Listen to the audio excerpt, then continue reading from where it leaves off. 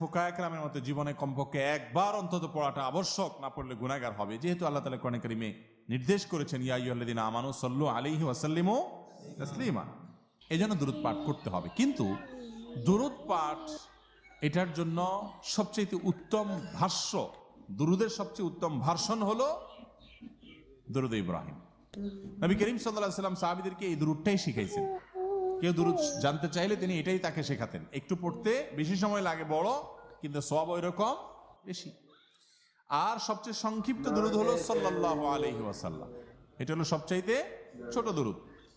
এই দুইটা ছাড়া আর বাকি আপনি আপনার যে কোনো ভাষায় নবী করিম সাল্লাল্লাহু আলাইহি ওয়াসাল্লামের জন্য যদি দোয়া করেন, আল্লাহ আপনি আপনার রাসূলের প্রতি শান্তি বর্ষণ করেন, তার প্রতি আপনি অনুগ্রহ নাজিল করেন, তাহলে এটাও দুরূদ হিসাবে গণ্য হবে।